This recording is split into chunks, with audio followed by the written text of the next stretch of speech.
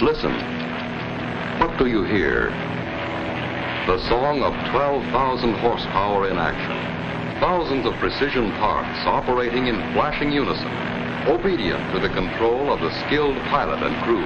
Yet it takes a nightmarish panel of sensitive and complicated instruments and controls to adjust the power output for changing loads, speeds, and conditions in flight. Listen again.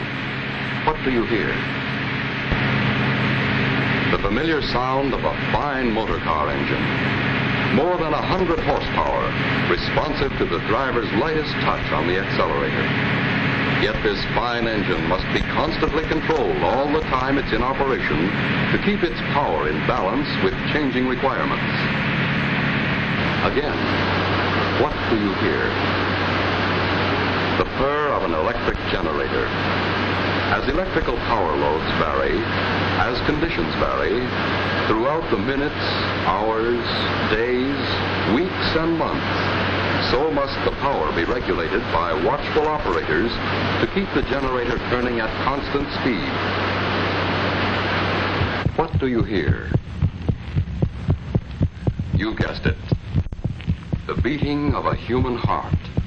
One of the most amazing machines on Earth. The normal human pulse is between 70 and 80 beats per minute. Yet this rhythm varies every time we move or change position. Like this when we are resting. Like this when we are running or at play. And changing too with our emotions when we are happy, angry, or frightened.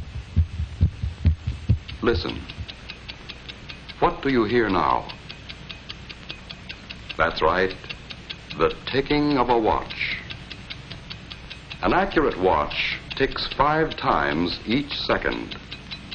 Like the engines of airplane and motor car, like the generator, like the human heart, your watch is a power plant that must operate unfailingly under an infinite variety of conditions.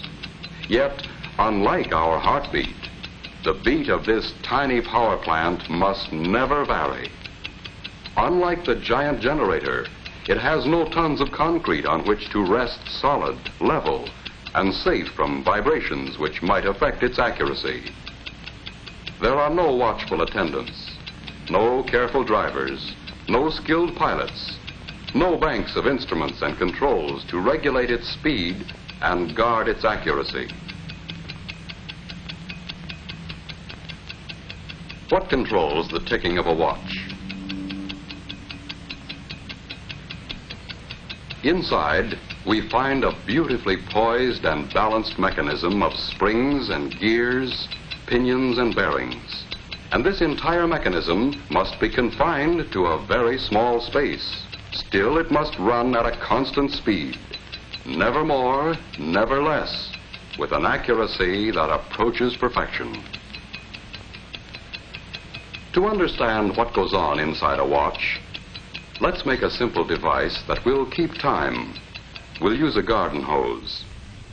First, we'll place a little water wheel and dial in the center.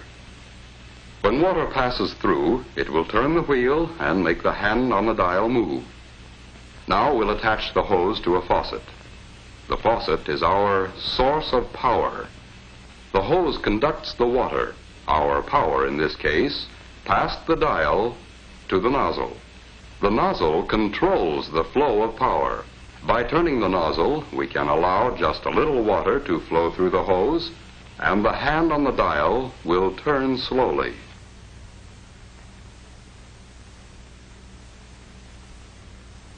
By opening the nozzle wider, we allow a heavy stream of water to flow through the hose, and the hand on the dial turns faster.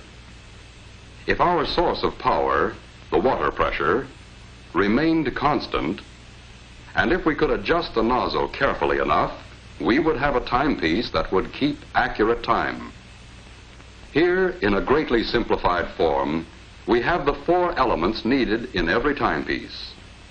A source of energy or power, a means of transmitting power, a dial to record the flow of power, and a way to control the power. Now let's see what these four elements are like in our watch. First, we'll take our watch apart, like this.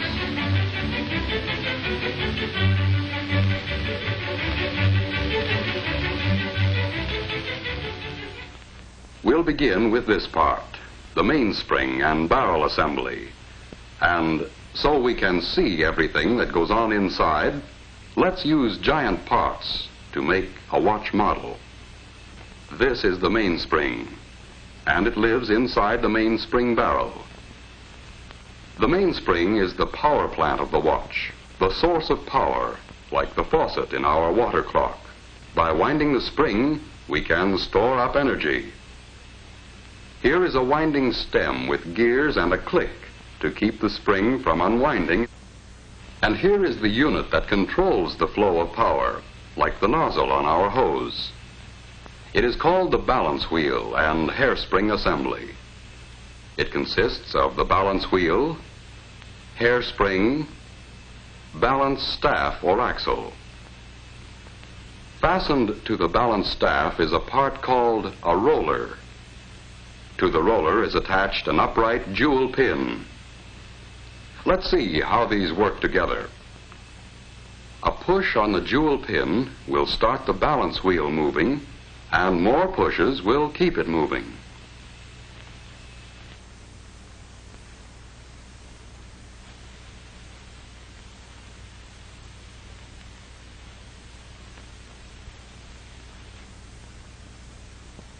To do this job of pushing, we need this odd anchor-shaped lever called a pallet. It can be mounted so that when we move the pallet back and forth, we can apply a series of impulses to the jewel pin to keep the balance wheel in motion. Now to the pallet crossarm, we add a pallet jewel shaped like this. Here is a wheel called an escape wheel, with teeth on it so shaped that they will push the pallet jewel and jog the balance wheel into motion.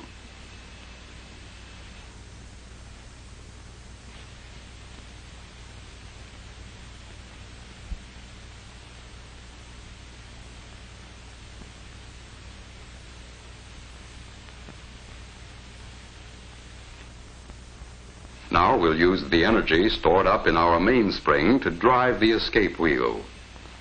As the mainspring uncoils, it causes the barrel to rotate with it. That didn't last long, did it?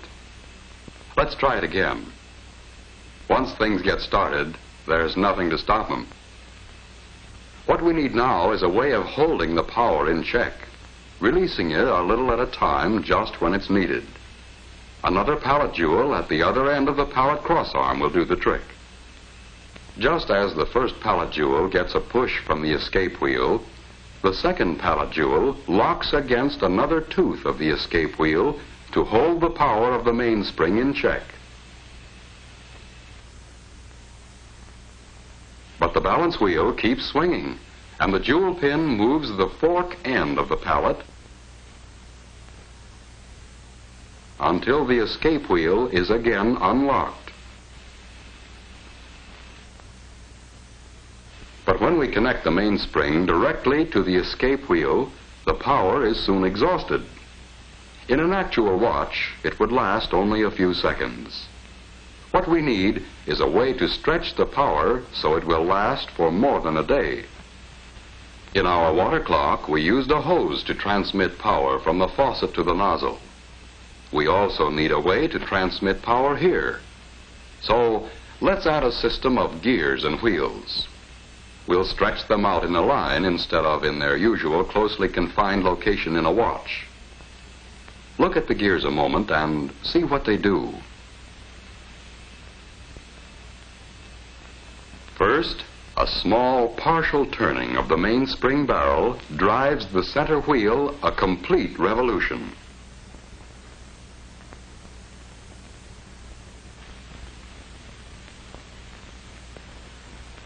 A partial revolution of the center wheel drives the third wheel a complete revolution.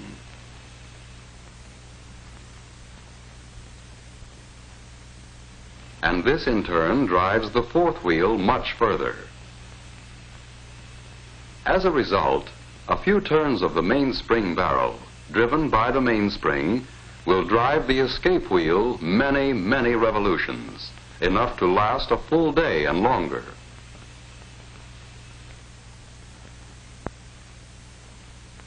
What we have now is a complete model watch train. Through the gears, the mainspring drives the escape wheel. The escape wheel teeth push first on one pallet jewel and then the other. The pallet fork nudges the jewel pin on the balance wheel to keep it moving. The swinging balance wheel on its return trip moves the pallet fork. This unlocks the escape wheel to release a little more energy from the mainspring.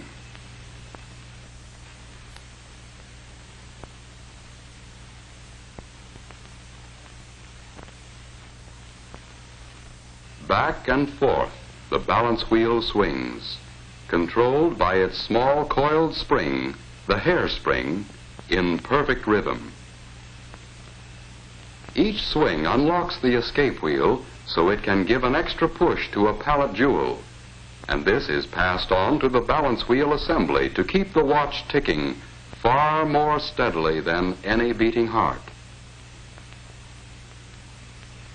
All we have to do now to measure time is count the ticks. But this would be a tedious job and not very practical. Just as we needed a dial on our water clock, here too we need a method for recording the flow of power. So to the shaft of this gear or wheel, we add an indicating hand to measure seconds. As the gear train of a watch moves far enough to make 5 ticks of the escapement, the second hand moves 1 graduation on its dial. To count the minutes, we can attach a dial and fasten a pointer to this gear wheel, which is just the right size so that it turns 1 complete revolution while the second hand makes 60 revolutions.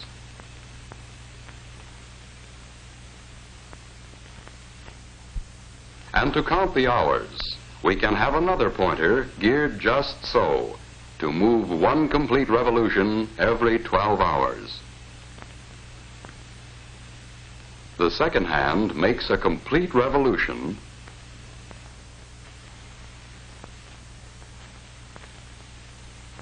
and the minute hand moves 1 graduation, and when the minute hand makes a complete revolution, an hour has passed.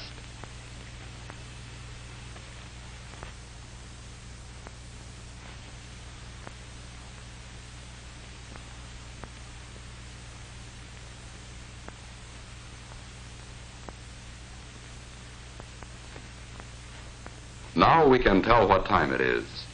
But a gear train all strung out like this is a long way from an actual watch. Let's let our model do a bit of rearranging all by itself.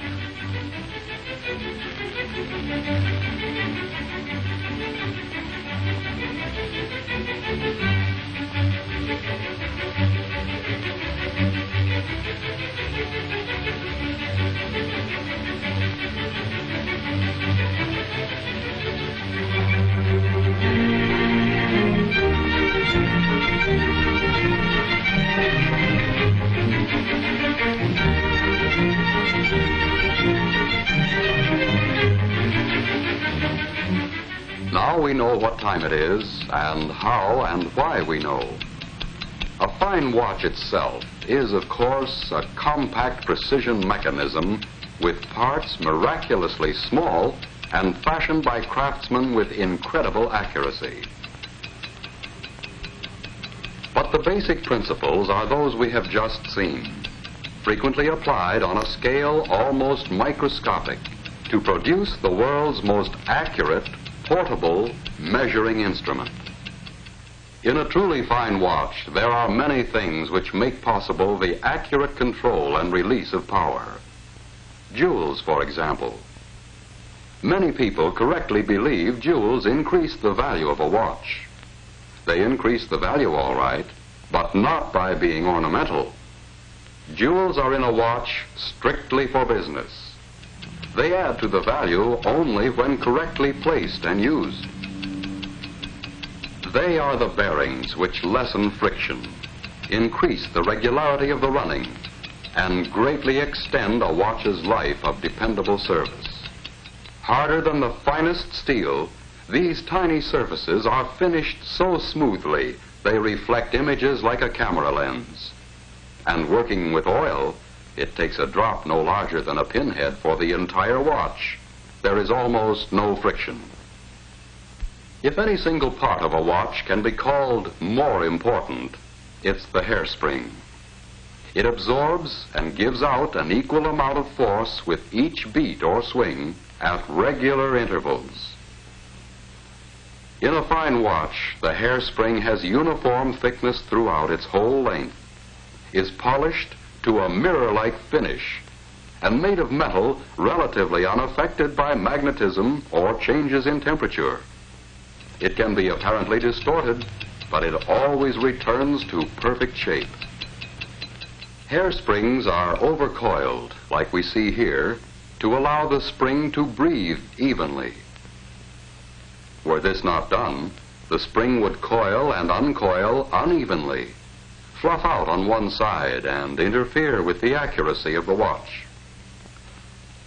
Because a watch is required to run in any position, to be accurate, the balance wheel must be perfectly balanced in any position. This is done by poising. The wheel is poised when there is no effect of the pull of gravity reflected in its action on the knife-like edges of the instrument which checks it. With perfect poising, and with the hairspring centered on the balance wheel, it runs accurately in any position all the time. And it's the same with all the parts.